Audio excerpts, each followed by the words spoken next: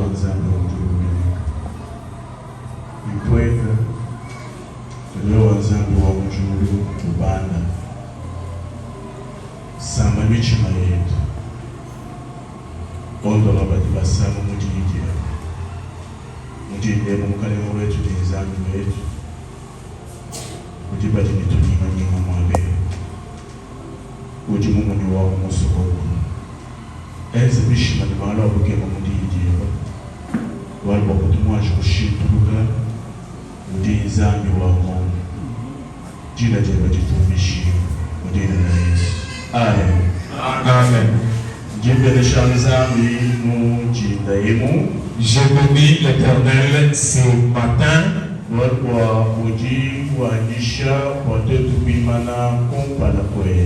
parce qu'il nous accepte devant vous.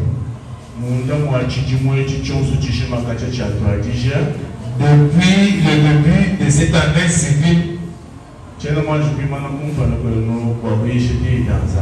je n'ai pas encore eu l'occasion de me tenir devant vous pour parler au nom de l'Éternel.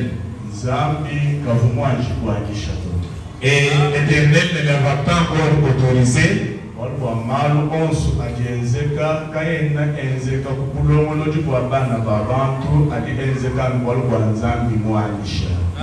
Parce que tout ce qui se réalise ne dépend pas de l'organisation humaine, mais ça dépend de la volonté permissible de notre Dieu.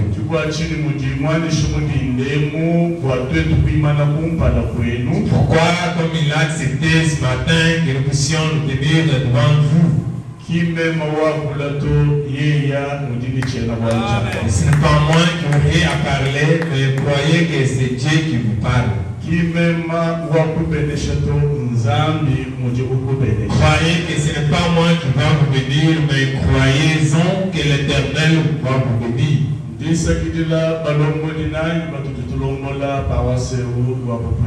Je remercie mes collègues, serviteurs avec qui nous servons l'Éternel au sein de cette paroisse de Kwekele.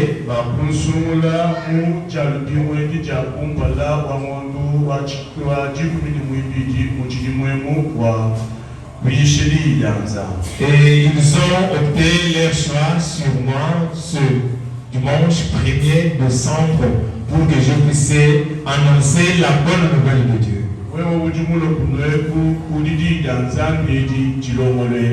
Et cette parole est préparée pour toi qui es ici présent.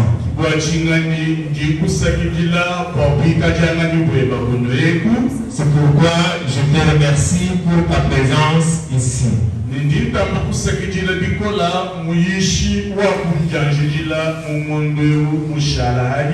Je remercie également le prédicateur qui m'a précédé durant ce mois. Parce qu'il nous a bien prêché durant tous ces mois. Aujourd'hui,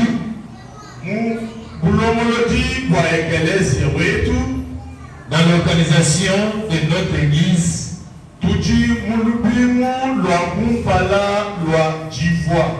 nous sommes pendant la première semaine de l'Avent.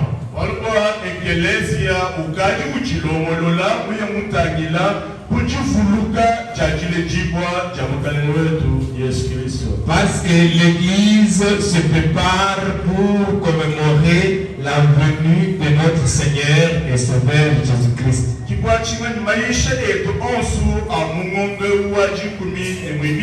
C'est pourquoi toutes nos prédications de ce mois de décembre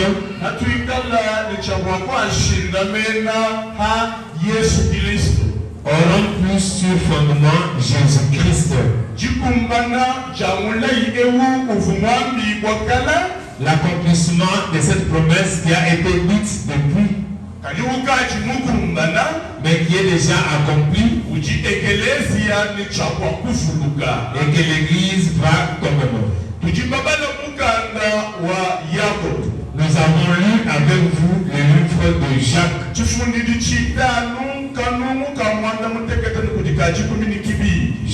Jacques chapitre 5, verset 7 jusqu'au verset 12. Et ce livre est rédigé par Jacques, frère en Jésus-Christ et disciple de Jésus-Christ.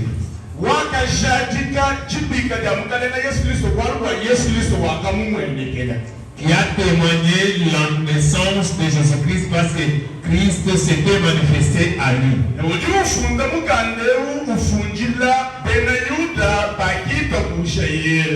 Il rédige ce livre s'adressant aux Juifs qui avaient cru en Jésus. Parce que parmi les Juifs, il y a deux catégories.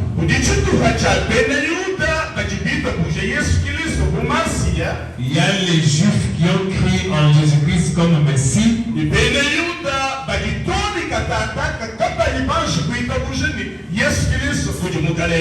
Et les Juifs qui s'attachent au judaïsme et renient la royauté du Seigneur Jésus-Christ.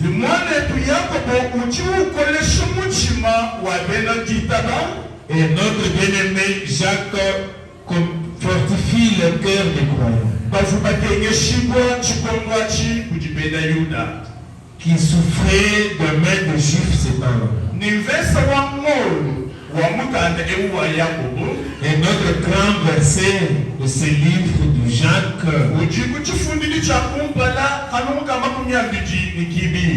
se trouve au chapitre 1, verset 12.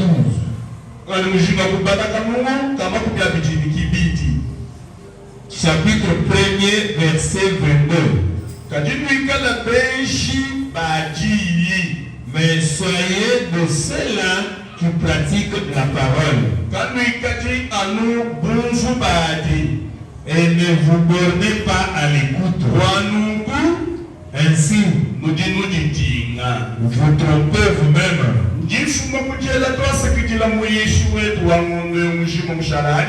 Je vais te remercier l'orateur de ce mois qui vient de s'écouler.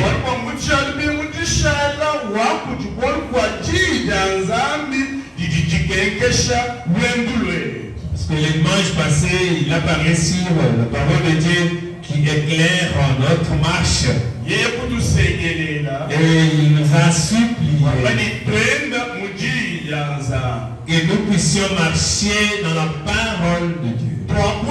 Nous puissions parler dans la parole de Dieu. Que nous puissions nous marier dans la parole de Dieu. Nous puissions servir, travailler dans la parole de Dieu. Et Jacques fortifie aux Juifs qui avaient cru en Christ. Lui s'est focalisé sur le fait de croire en Jésus. Mais on ne pratique pas ce que Christ nous recommande. Quand on prêche, c'est bon. Le mieux d'écouter. Mais il est plus important de marcher dans la crainte de la parole de Dieu. En ces jours, nous allons parler dans un thème ainsi intitulé.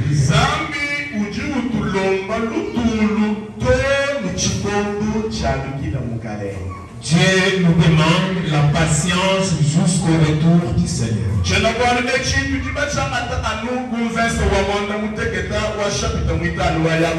C'est un thème que nous avons tiré dans le chapitre 5, verset 7 du livre de Jacques. Ainsi, bien-aimés, soyez donc patients jusqu'à l'avènement du Seigneur. Soyons patients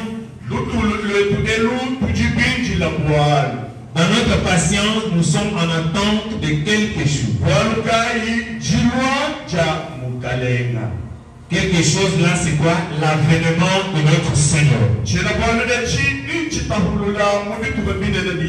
thème que nous allons utiliser en trois grandes parties. La première partie,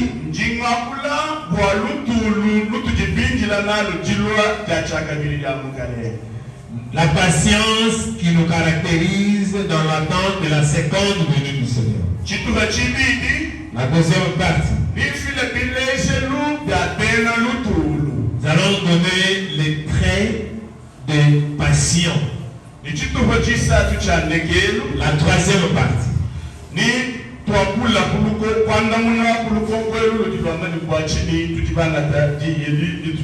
sera la réponse à la question qui consiste pourquoi nous avons pris ce thème. Dans la première partie, qu'est-ce la patience? Parcourons la Bible.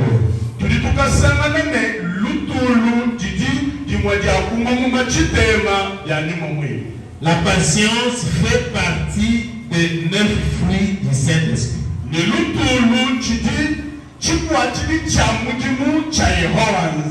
Et la patience, c'est l'un des instruments que Dieu utilise pour travailler. Et pourquoi nous disons ceci? Les visibles et les invisibles,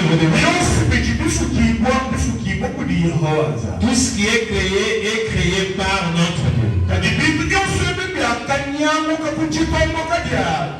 Et tous ceux-ci se sont dérangés par leur refus. Se sont rebellés devant leur Créateur qui est Dieu. Nous le connaissons tous bien dans notre humanisme. Quand une personne ne pratique pas ce qui nous plaît,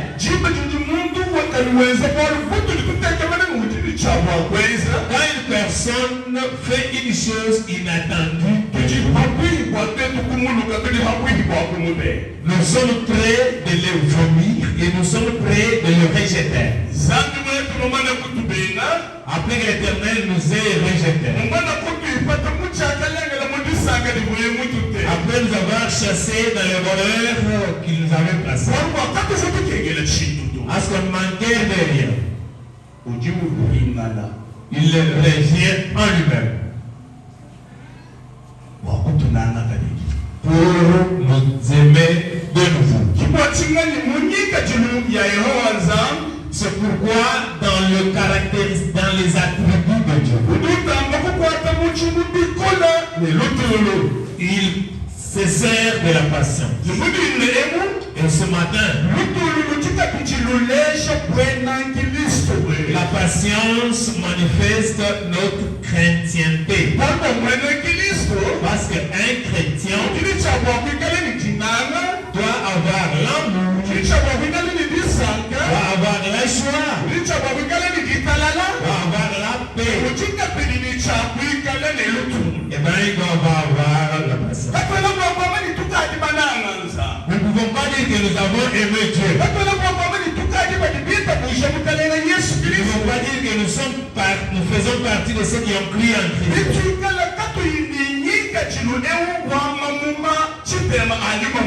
Pendant que nous n'avons pas ces caractéristiques de 9 fruits du Saint-Esprit. Et aujourd'hui, nous nous focalisons plus sur les fruits de la patience. Quand est-ce que la patience se manifeste auprès d'un chrétien? C'est au moment où il s'abstient aux choses. Quand une chose veut se réaliser. Un sujet de joie ou de souffrance. Tu vois une personne qui s'abstient. Cela est facile à parler, mais difficile à pratiquer.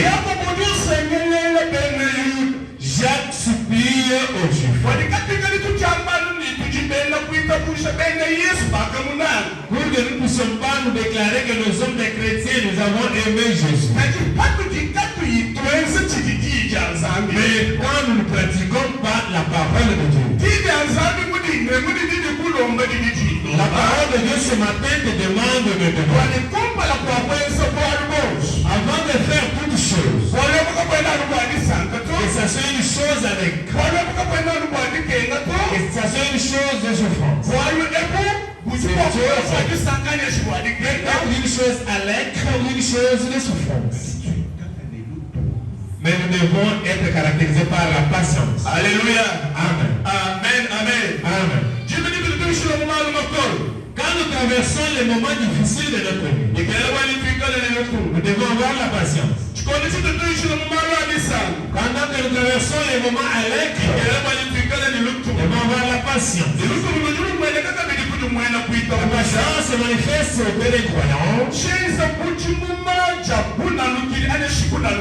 comme un fruit de persévérance ou la persévérance. Amen. Amen.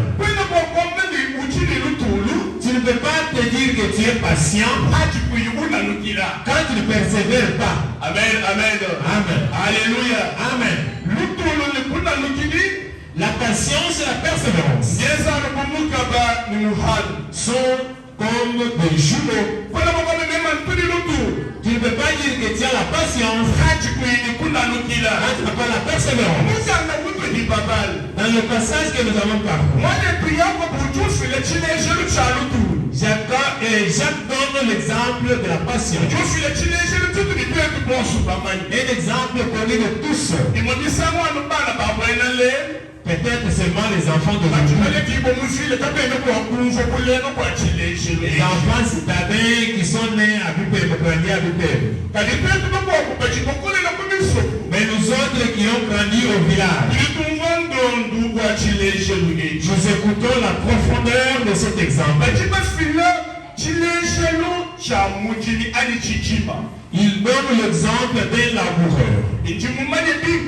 C'est très bien que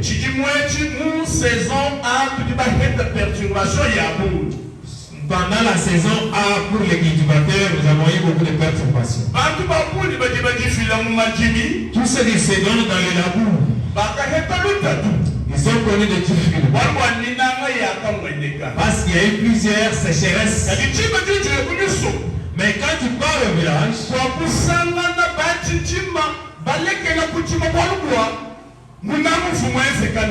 tu ne peux pas rentrer compte que les cultivateurs ont abandonné leur labour parce qu'il y a eu des sécheresses.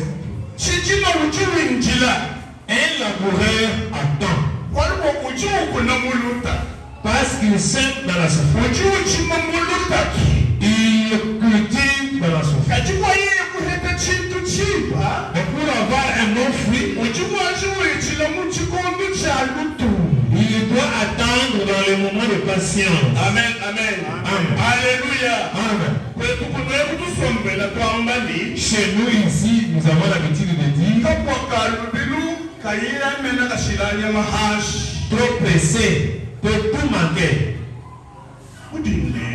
Ce matin, le fruit de la patience. Nous attendons l'avènement du Seigneur. Parce que c'est moi, nous allons célébrer. Quand l'ange Gabriel est apparu en Marie, cela ne s'est pas fait automatiquement non plus. Les prophètes avaient prédit. Voilà une femme vierge. À un moment donné, il viendra. Où il pourra concevoir et mettre au monde. Et l'enfant que l'enfantera sera l'admirable. Quand le prophète Isaïe avait prédit, et le moment où l'ange Gabriel est apparu devant Marie, c'est après plusieurs décennies.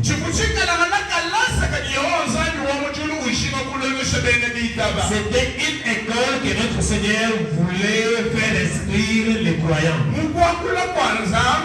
Dans le parler de l'éternel. Et dans la faisabilité de l'éternel. Il y a une période qu'on appelle période de passion. Amen, amen. Amen. C'est pourquoi la patience que nous pouvons avoir ici, ce n'est pas une patience basée sur la naissance de notre Seigneur, mais c'est une patience sur l'avènement de notre Seigneur. Les gens avaient entendu que Christ naîtra. La majorité avait douté. De même comme nous parlons sur l'avènement de notre Seigneur, nous doutons, mais retiens ceci. Tout ce que Dieu a dit s'accomplira. Amen. Amen. Et pour entrer dans le programme de Dieu, nous passons par la patience. Attendre. Attendons. Est-ce que quand tu veux répondre à quelqu'un, est-ce que tu as la patience? Quand tu veux prendre la décision, est-ce que tu as la patience?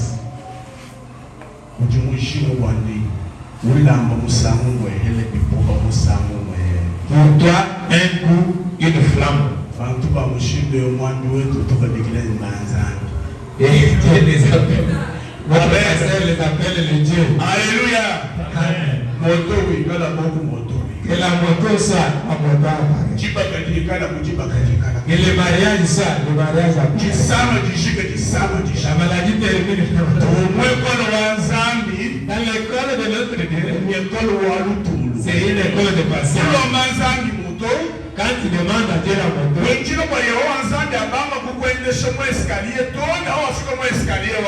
attends maintenant que Dieu te fasse marcher dans les escaliers jusqu'à tu pourras atteindre la moto. Tu sais les escaliers qui peuvent t'amener à la moto, c'est quoi? Premier escalier, c'est la prière. Deuxième escalier, c'est être rassuré que ce que je prie ici, Dieu va l'accomplir. Votre escalier, restez dans la persévérance. Amen, amen, amen. Quand tu restes dans ces trois choses, tu atteindras ton objectif. Amen. Amen. Je viens de parler que dans la patience que nous devons avoir,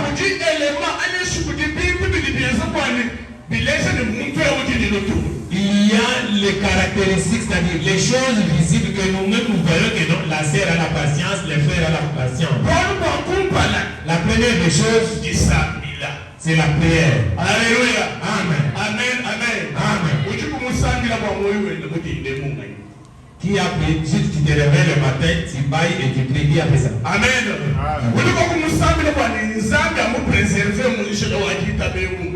Qui a prié ce matin, Dieu, je suis croyant que Dieu me garde quand même dans cette voie des chrétiens. La majorité prie Dieu. Tout ce qui nous réjouit. Mais tous l'avenir. Nous avons plusieurs doutes pour l'église est dans la patience, dans l'attente. Pour attendre, nous devons avoir la patience. Et dans cette patience, nous devons prier à Dieu qui nous amène dans cette temps. L'avènement de la seconde venue de Jésus. Personne ne connaît le jour. Qu'il soit pasteur. Qu'il soit église. Il y a les églises qui ont prédit. Comme c'était le parler des enfants des hommes. Et l'Éternel a perturbé leur langage. Je vous dis, c'est dit ce matin, la seconde venue de notre Dieu, il n'y a personne qui connaît. Ce qui importe est de prier. Pour que l'Éternel nous préserve jusqu'au jour à venir. Jésus-Christ dit à assez disciples. Veillez et priez. Mais nous, Tabala et Samila, parce qu'on ne sait pas le temps. On ne sait pas le temps. Dans l'attente, quand nous prions Dieu, l'Éternel nous donne la persévérance. Et nous sommes rassurés que Christ reviendra. Parce qu'il a dit, comme Jésus qui monte, vous les Galiléens, comme vous les voyez monter, il reviendra. Il reviendra. Ce qui est peur et de rester de la patience quand il viendra. Qu'est-ce qui te retrouvera dans la foi? Cher bien-aimé, la patience nous amène à faire beaucoup de choses. Et la personne qui demeure dans la patience est dans la joie. Parce que quand les laboureurs commencent à récolter, il a la joie. Amen, amen. Amen. Quand les laboureurs commencent à récolter, parce qu'ils sèment dans les difficultés, dans les fortes chaleurs, dans les fortes pluies. Après 3 mois, il commence à récolter. Toute personne qui reste dans la patience pourra récolter une bonne chose. La troisième partie, prenons maintenant les exemples de personnes qui demeuraient dans la patience. Et ce que l'Éternel a fait pour eux.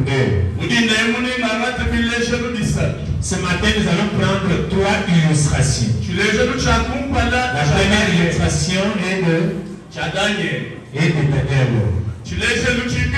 Deuxième illustration est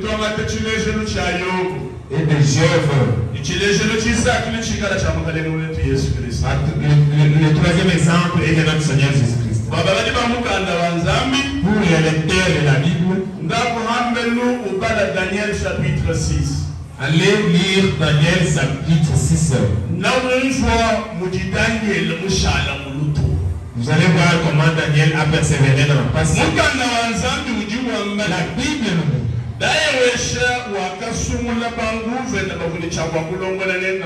Daosh avait élu les gouverneurs qui devaient maintenant gouverner le pays.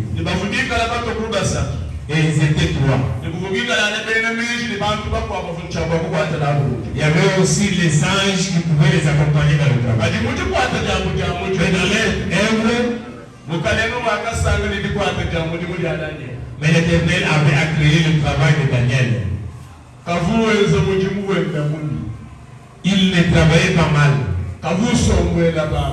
Il ne pouvait pas médire pour les gens. Il travaillait dans la crainte. Parce que les gens pensent que nous accumulons les ennemis juste quand nous faisons le mal. Mais dans l'attente de la pratique du bien, amen, c'est à ce moment-là que nous accumulons, nous attirons les ennemis. Ce matin, je te dis que le fait pour toi de bien chanter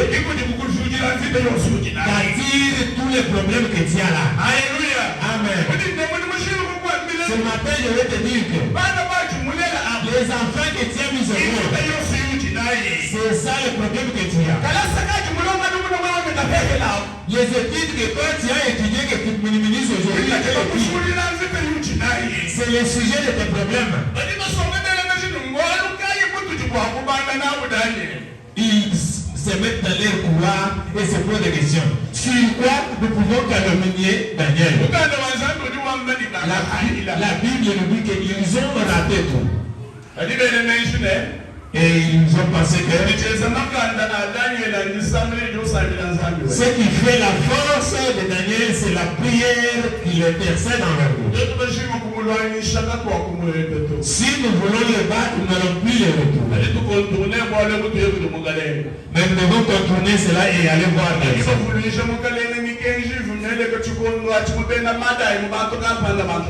Ils ont rappelé au roi toutes les lois qui étaient installées à ce moment-là. Et les rois prennent ce livre, écrit les noms de Daniel. Que personne n'intercède une autre personne, un autre Dieu.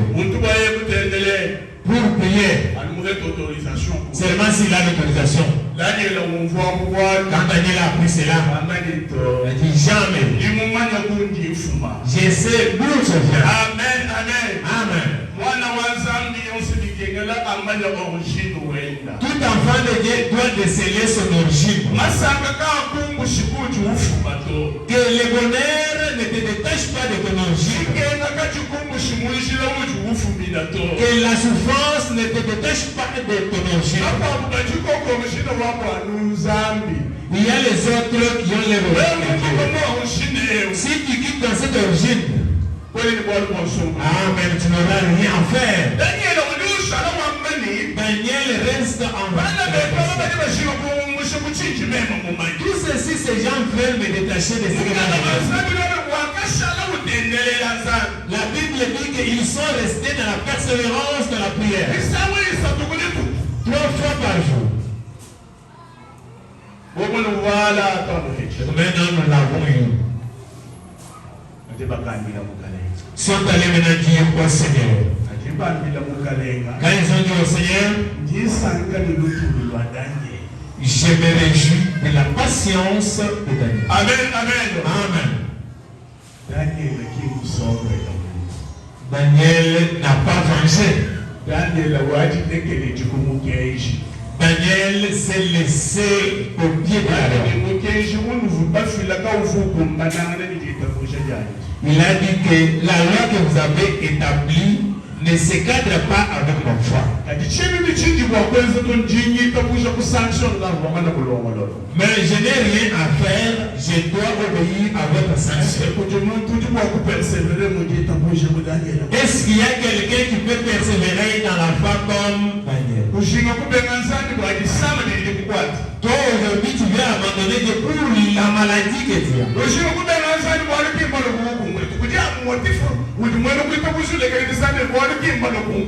Il y a des chrétiens là qui refusent même de venir les dimanches chrétiens. Ils ne viennent pas parce qu'ils ne sont pas venus me consommer.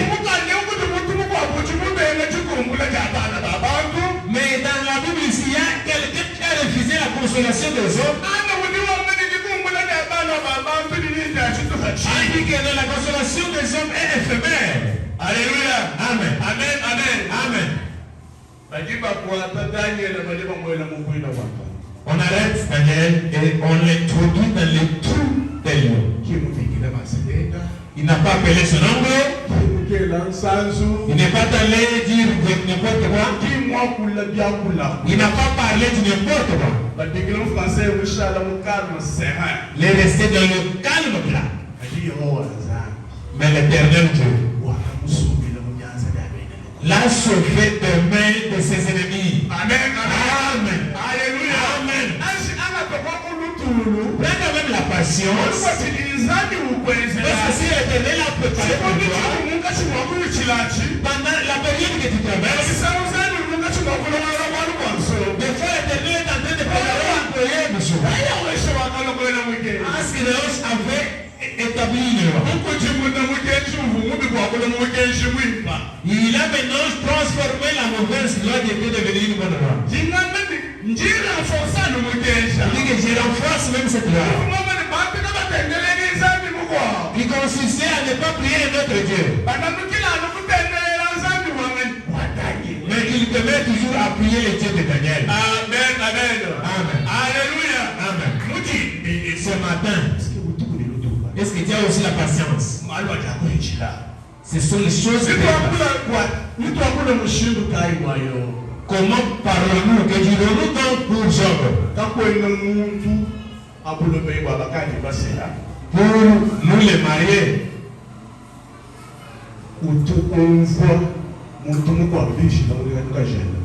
il n'y a personne qui peut écouter une autre personne puisque sa femme. Je l'ai dit comme ça parce que je suis un homme, mais les femmes diront que toi là, est-ce que tu m'écoutes? Les grands secrets des hommes mariés, c'est plus écouter les conseils, la sagesse que la femme peut donner aussi dans n'importe quelle circonstance. Alléluia. Amen. Amen. Amen. Amen. Maman, vous pouvez dire que non, moi je suis négligé, tout ce que j'ai dit, on obéit. Tout ce que je lui dis, attends ce que Dieu a dit ici. C'est ce que quand il parle. Avant de faire, il dit, oh, madame m'a dit une chose. Mais, Job l'a refusé. Amen. Amen. Alléluia. Amen. Quand on refuse une mauvaise chose et non une bonne chose. Job a refusé le conseil de sa femme. Encore consister, le conseil c'était de maudire Dieu. Est-ce que vous savez combien de fois nous avons déjà maudit Dieu? Amen. Amen. Alléluia. Amen.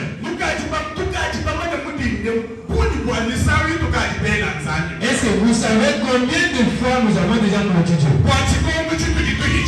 Pour le moment que nous traversons. Chers bien-aimés. Amen. Ce matin, ayons la patience parce que l'Éternel nous amène quelque part.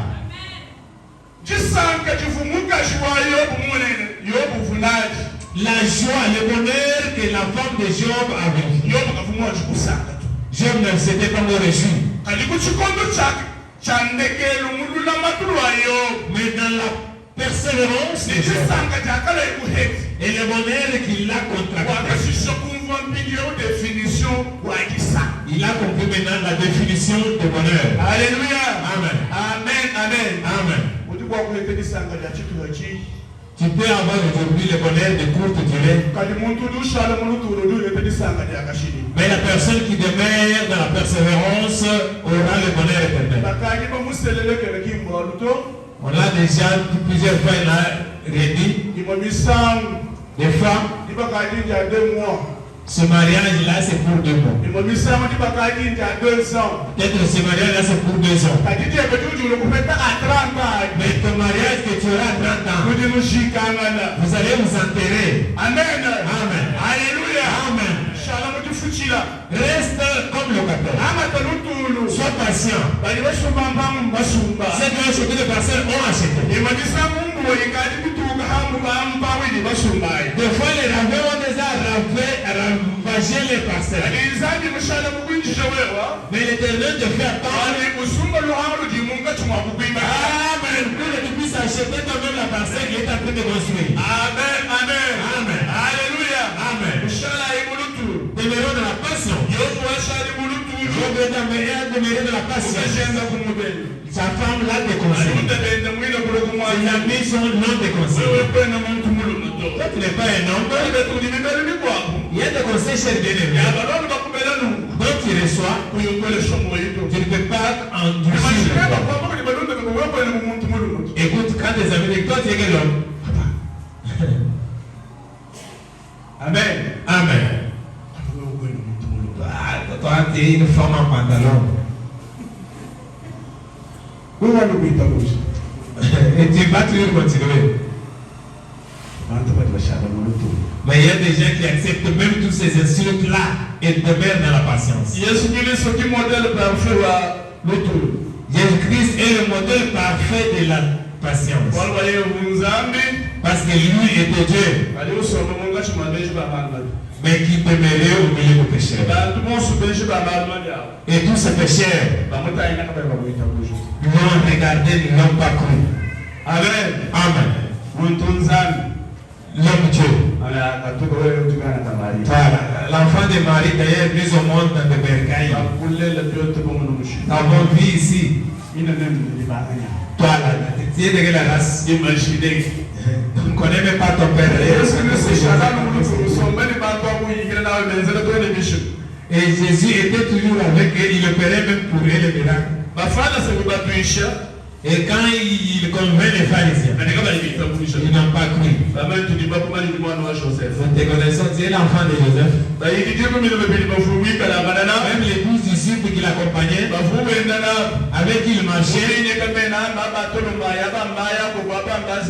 les autres des Jacques, les autres des Zébédée, ils ne l'ont pas cru. Mais il a demeuré dans la patience. Et Dieu l'a souverainement élevé. Amen, amen. Amen. L'Éternel l'a souverainement élevé. Ce matin, tous ceux qui demeurent dans la patience, l'Éternel veut le faire entrer dans les bonheurs. Le bonheur, c'est l'instrument que Dieu utilise. Chaque jour, il a miséricorde. Sa grâce vient auprès de nous parce qu'il a patience. Chaque jour ici nous sommes des pécheurs. L'Éternel nous pardonne. C'est pourquoi il a alourdit le champ. Et le temps qu'il puisse être le temps, c'est pour la seconde venue du Seigneur. Pourquoi il prend tout ce temps pour que nous puissions nous convertir? Convertissez-vous. Nous voulons célébrer la naissance de notre Seigneur Jésus. C'est devenu comme de l'habitude de notre mais ça a une grande leçon en soi. Qui consiste que toutes les promesses que notre Dieu a annoncées seront accomplies. Et cette promesse de la seconde venue de notre Seigneur Jésus-Christ s'accomplira. C'est pourquoi nous devons veiller. Nous devons rester fermes dans la parole de Dieu jusqu'à son retour. Parce qu'il reviendra, il pourra mettre au clair le travail de chacun de nous. Au verset 9, on dit, chers bien-aimés, ne vous plaignez pas les uns les autres, afin que vous ne soyez pas jugés. Voici le juge est à la porte. Dans notre patience et dans l'attente qui nous caractérise.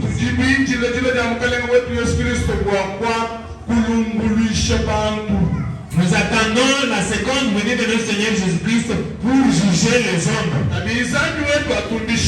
Mais à Dieu seul la gloire. Car ceux qui sont en Christ sont déjà justifiés. Amen, amen. Amen. Alléluia. Amen. C'est ça la grande joie que nous avons.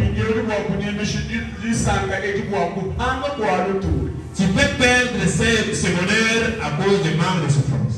De patience. Nous, on nous a déjà jugés et nous sommes déjà justifiés. Nous demeurons toujours en attente de l'accomplissement. C'est pourquoi nous devons quitter dans des murmures. Nous devons quitter dans les mauvaises pensées. Nous devons quitter dans la haine. Nous devons quitter dans la division. Nous voulons déjà entrer dans la nouvelle année. Un bon enfant de Dieu. Il ne faut pas attendre de lancer le message de nouvel an au 31. Tu sais comment je me suis comporté devant toi cette année. Il t'avait insulté. Il t'avait fait ceci, cela. Je ne peux pas entrer dans la nouvelle année. Ça c'est l'hypocrisie. Amen. Amen. À chaque seconde que tu profites de Dieu, nous devons quitter dans des limites que nous avons établies. Le mois de décembre est marqué par beaucoup de choses. C'est un mois d'hypocrisie. Amen. Amen.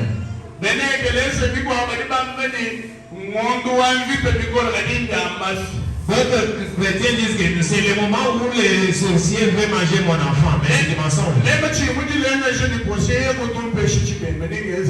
Et il dira que si je ne me réconcilie pas avec Posé, quand je vais demander le poulet, qu'est-ce que je ferai? Je profite de cette occasion pour me réconcilier avec lui. Janvier.